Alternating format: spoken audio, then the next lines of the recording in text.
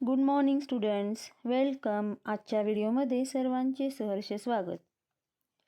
जनता high school व junior college Shirol, इयत्ता 6वी, विषय सामान्य विज्ञान, विषय शिक्षक सौ जगदाळे RR. विद्यार्थी मित्रांनो, मागच्या व्हिडिओमध्ये आपण आपली अस्थिसंस्था व त्वचा याविषयी माहिती घेतलेली आहे. आजच्या या व्हिडिओमध्ये आपण गती व गतीचे प्रकार याविषयी माहिती घेणार आहोत. आता आपल्याला रोजच्या जीवनात अनेक वस्तूंमध्ये हालचाल होताना दिसते. हालचाल होणाऱ्या वस्तू गतिमान आहेत असे आपण म्हणतो. आता इथे काही चित्र आपल्याला दाखवलेली आहेत.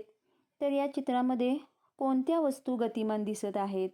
तर इथं एक मुलगा पायाच्या साहाय्यानं बॉलला किक मारतो आहे आणि तो बॉल पुढे गेलेला आहे. म्हणजे या चित्रामध्ये हा जो बॉल आहे तो गतिमान दिसत आहे. आणखी एका चित्रामध्ये भोवरा फिरताना दिसतो, म्हणजे तो सुद्धा गतिमान आहे. एक मुलगा बॉल वर फेकत आहे, त्यामुळं बॉल सुद्धा गतिमान आहे. विमान हवेमधून चाललेलं आहे आकाशात, तर हे सुद्धा गतिमान आहे. आणि एक कुंभार सुद्धा काय करत आहे? मडकं बनवत आहे, त्यामुळं त्याचं जे चाक आहे ते फिरत आहे आणि ते सुद्धा गतिमान अवस्थेमध्ये आहे. तर आजच्या या व्हिडिओमध्ये आपण गती आणि गतीचे प्रकार याविषयी माहिती घेणार आहोत. आता बसची वाट पाहत बस थांब्यावर थांबले असता इतर वाहने गतिमान स्थितीत पळताना दिसतात, किंवा तुम्ही गतिमान असताना स्थिर वस्तू गतिमान झाल्याचे भासते. उदाहरणार्थ, रेल्वेतून प्रवास करताना मागे पळणारी झाडे. आता ज्यावेळेस आपण बसची वाट पाहत थांबलेले असतो स्टॉपवर, त्यावेळेस इतर वाहने पळताना दिसतात, म्हणजे ती गतिमान स्थितीमध्ये आहेत असं आपल्याला दिसतं. पण ज्यावेळेस आपण बसमध्ये किंवा रेल्वेमध्ये असतो त्यावेळेस आपण स्थिर असतो, परंतु झाडे किंवा घरे मागे पळत आहेत असं आपल्याला वाटत असतं.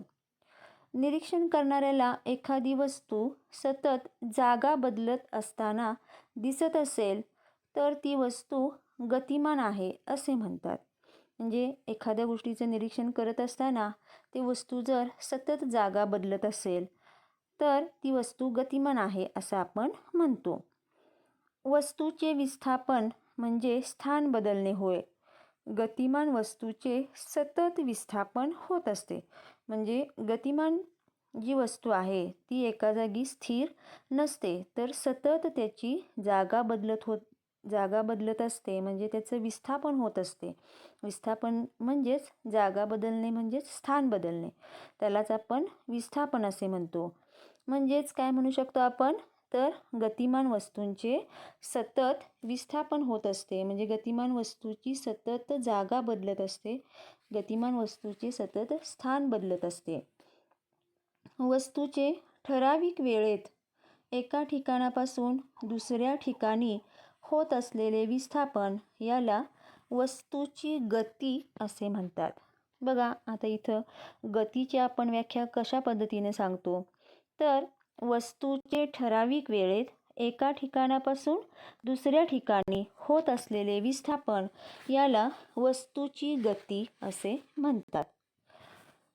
यानंतर आपल्याला गतीचे वेगवेगळे प्रकार अभ्यासायचे आहेत. तर यामध्ये गतीच्या प्रकारामध्ये पहिला जो प्रकार आहे तो आहे रेषीय गती. आता रेषीय गती यामध्ये नावामध्येच आपल्याला समजतं की रेषीय गती म्हणजे सरळ रेषेमध्ये असणारी गती असा आपण त्याचा अर्थ काढू शकतो.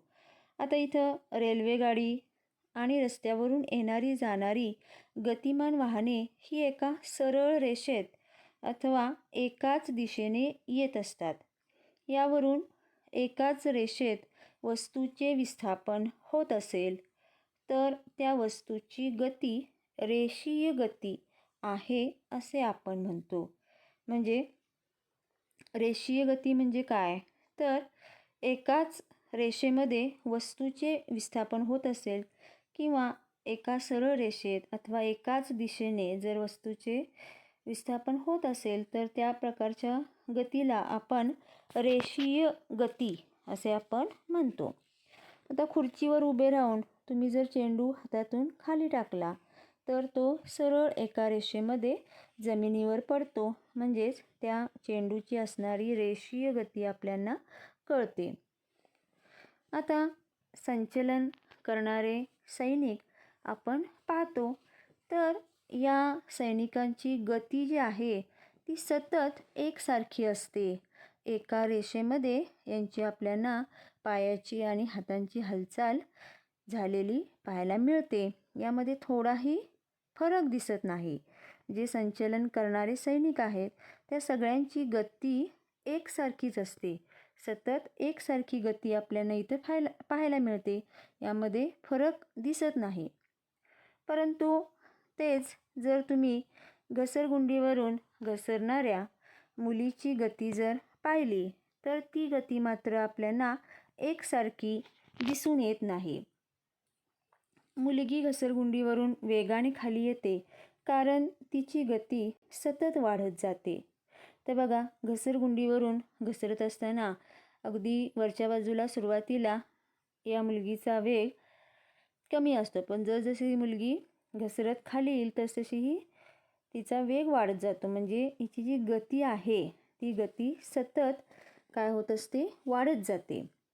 आता सैनिकांच्या संचलनाची गती ही रेषीय एकसमान गती आहे, कारण गतीमध्ये कोणत्याही प्रकारचा बदल दिसून येत नाही. परंतु घसरगुंडीवरून घसरणाऱ्या मुलीची गती रेषीय असमान गती आहे असे दिसून येते, कारण या गतीमध्ये बदल दिसून येतो. बघा, सैनिकांच्या संचलनाची जी गती आहे ती रेषीय गती आहे, परंतु रेषीय गतीमध्ये सुद्धा रेषीय एकसमान गती आणि रेषीय असमान गती असे दोन प्रकार आहेत. सैनिकांच्या संचलनाची गती ही रेषीय एकसमान गती आहे, कारण गतीमध्ये कोणत्याही प्रकारचा बदल दिसून येत नाही. परंतु घसरगुंडीवरून घसरणाऱ्या मुलीची गती ही रेषीय असमान गती आहे. त्यामुळं रेषीय गतीचे रेषीय एकसमान गती आणि रेषीय असमान गती असे दोन प्रकार पडतात. आता रेषीय एकसमान गतीमध्ये बघा, एकक कालावधीत एका सरळ रेषेत जाणाऱ्या वस्तूने पार केलेले अंतर जेव्हा सतत सारखेच असते तेव्हा त्या गतीला रेषीय एकसमान गती असे म्हणतात. आणि रेषीय असमान गती म्हणजे काय बघा, एकक कालावधीत एका सरळ रेषेत जाणाऱ्या वस्तूने पार केलेले अंतर जेव्हा सतत बदलते तेव्हा त्या गतीस रेषीय असमान गती असे म्हणतात. म्हणजेच रेषीय गतीचे रेषीय एकसमान गती आणि रेषीय असमान गती असे दोन प्रकार आपल्याला पाहायला मिळतात. पुढच्या व्हिडिओमध्ये आपण नैक रेषीय गती म्हणजे काय आणि त्यांची उदाहरणे यांचा अभ्यास करू. थँक्यू.